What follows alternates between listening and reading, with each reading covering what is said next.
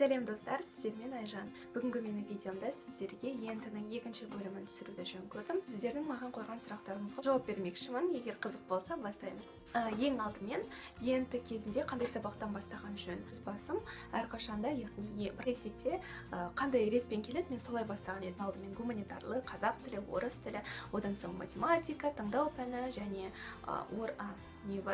Қазақстан тарихы. Осылай ретпен бастайтын едім, себебі 100% қазақ тілге сенімді едім, орыс тіліне де, сондықтан уақытты құртпай тез, яғни бір 15 минутта, жарты сағатта қазақ тілін және орыс тілін тез бітіріп, қалған 3 сағаттың барлығын, яғни ең маңызды таңдау пәні математика және Қазақстан тарихына бөліп қойдым. Біріншіден айта кететін жай, енті кезінде қиын сұрақ болып қалса, оны тастап сұраққа жауап беріңіз. Ентіні балды есептеу жөнінде, яғни оңай сұраққа 1 балл, қиын сұраққа да 1 балл. Сондықтан оңай сұрақтардың барлығына жауап беріп, білетін сұрақтарыңа, ал қиын сұрақ қиындық туғызса, оны соңына қалдырып қойыңыз, яғни уақыт болған кезде қайтып айналып есепті шығаруға мүмкіндігіңіз бар. Үшінші, сабақтарды қалай бөліп оқу керек? Бұрынғы видеомда айтқандай, әрбір сабақты бөліп оқу керек. План бойынша ең алдымен өз-өзіңізді қызықтыра білуіңіз керек. Әдемі блокнот сатып алған едім, соның ішіне әрбір пәнді, өзімнің мақсаттарымды жазып, қандай айға дейін бітіріп тастау керек деген тауып алдым өзімнің блокнотымды. Осының ішінде, яғни мен әр күнде қандай не жасауым керек деген мақсат қойып қойдым. Қазір көрсетемін сіздерге. Алдымен өзіңізге 100% сенімді сабақтарыңызды мектеп кезінде тестниктерді шешіп кезінде шығарыңыз, жаттаңыз. План құрып дайындалудың көптеген жақсы жақтары бар. Яғни ең біріншіден сіздер уақытыңызды үнемдейсіз, қанша уақыт қалды екенін санап, сол уақытқа дейін үлгеруге тырысасыз. Екіншіден, қандай сабақты жақсы білесіз, қандай сабақтардан өзіңіздің, яғни қиналатын жерлеріңіз бар, соларды анық біліп тұрасыз. Соңында дедлайн болады ғой, яғни сол уақытқа дейін бітіру керек деген болсаңыз, бітірсеңіз өзіңізге де жақсы, сондықтан план құрып дайындалған. Ентіға неше күн қалды санап, мен білмеймін ентіға неше күн қалды екенін санап, орындаумен, яғни бір күнде орындасаңыз, өзіңізге жақсы көретін шоколадка немесе жеміс-жидегіңізді сатып алып, өзіңізді солай қызықтырып, өзіңізді еркелетіңіз, сыйлық сыйлаңыздар, яғни план орындаған қандай керемет, мысалға деген сеніміңіз артады. Соны планды орындап, соңына жақсы жетістікке жетесіз. Келесі уақытты интернет алады. Білем, түсінем, Инстаграм, ВК, тағы да басқа желілерде отырғыңыз келеді, бірақ соған қарамастан күніне мысалы сағат бөлсеңіз жетеді. Енді жақындағанда барлығы өздерінің Инстаграмдарын, ВК-ларын өшіре бастайды. Мен де өшірген едім, есімде. Сондықтан көп уақытты босқа құртудың қажеті. Уақытты үнемдеп, дұрыс пайдаланыңыздар. Ендіға 100 күн қалды деп жүресіз.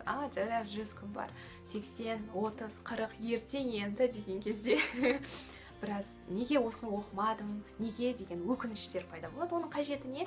Оданша қазірден бастап дайындалып, қазір қиын болса, соңына барлығы жақсы болады. Одан соң демалуды да ұмытпаңыздар. Себебі менде мындай болды, мысалы өзімді қатты қинап жіберіп, тіпті мектеп кезінде есімнен де талып қалдым. Ондайды қазір ойлаймын, қазір мысалға қарап тұрсам, не үшін оның барлығы, егер шаршап тұрсаңыз, онда тұрыңыз, демалыңыз, далаға шығып, өзіңіздің сүйіп тыңдайтын өлеңдеріңізді, немесе домбыраға қарап тұрып, не айтуға болады. Мен домбыра тартып, кейде мысалға киноға барып, достарыңызбен, отбасыларыңызбен уақытты өткізіп, шынықтырумен айналысыңыздар, өлең айтыңыздар, уақытыңызды, яғни тек қана енді сабақ деп өзіңізді қинаудың қажеті жоқ. Шаршап өзіңіздің қолыңыздан келетін барлығын жасаңыз, онымен қоса демалуды да ұмытпаңыз. Енді кезінде қандай киім кию керек? Сіздерге айтатыным, ең бастысы ыңғайлы киім киіңіз. Себебі, мысалы, мен басқа бір имтихан, мен IELTS тапсырған кезде мен ыңғайсыз киім киіп алған есімде. Тестті жазып жатырғанда мен бар ойым қашан шығады. Мүлдем ыңғайсыз болды. Мен сол IELTS жазып жатқанда сонымен уақытым кеткен еді. Сондықтан ең алдымен осындай қателіктеріңді қайталамаңыздар. Ыңғайлы болсын киімдерің. Мектеп кезін сағынасың ба деген сұрақтар болған еді. Әрине сағынам. Айтады ғой, бардың қадірін жоқта білесің деп. Шыным универді тезірек көріп, қандай рубежка, сессия деген екен білгім келді. Қазір білген кезде дәл қазіргі уақытпен өмір сүрген жөн, себебі болашақта оның барлығы болады. Асықпаңыздар барлығына. Себебі мен өз кезімде университетте қашан оқимын, медицина, яғни анатомия қандай сабақ, қазір оқып жатырмын. Ойбау. Қазір мектеп кезі біраз оңай университет кезінен, бірақ енді мен медицинада оқығандықтан шығар айтып жатқан. Әр уақыттың мектеп кезінде өзінің керемет кездері болады, универде де өзінің жақсы және қызықты сәттерге толы. Сондықтан енді деп қорқудың қажеті жоқ. Достар, маған мысалы күйеулер жасады, Айжан, мен өзіме сенімсіз. Ондайдың барлығы өтеді. Мен әрқашан өзіме то, что не случается, все к лучшему. Да, там фигня енді. Мен есімде енді тапсырғанда, осы ма енді? Ойбай, бір жыл бойы қорқытқан ентіні осылай тапсырдым ба? Және де мен соңына қазір бір ентіға бір күн қалғанда мен ата-анаммен паркке барған едім. Сол бір видеоны қазір қоссам, тауып алдым. Білмеймін не үшін видео түсірдім, бірақ сол кезде мүмкін естелікке түсірген болатынмын. Соны қазір қосып жіберейін.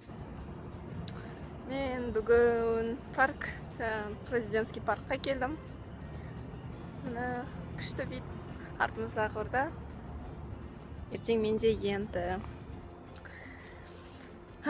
дайындық өте жақсы. Күн көзім что-то алып тұр.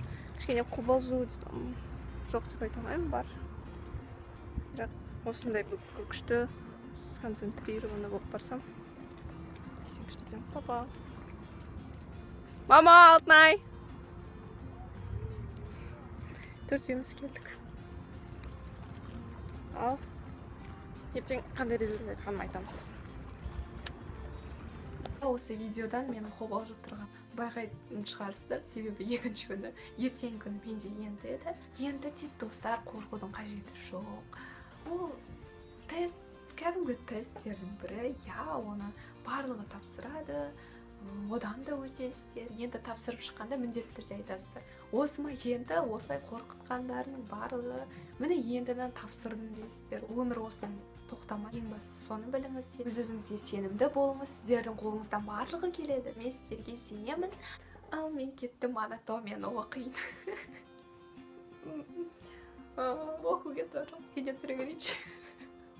Мен енді тақырыбым жабайық. Егер де видеом сіздерге ұнаса, лайк басып, менің ардыма жазуларыңызға болады. Біраз сұрақтарыңыз болса жазып. Мен сіздерді өте қатты жақсы көремін. Келесі кездескенше сау болыңыздар. Пока. Математикадан баста, таңдау проектен баста деп айта алмаймын, себебі мүмкін сіздер ең алдымен математикадан бастағанды жақсы көрдіңіздер.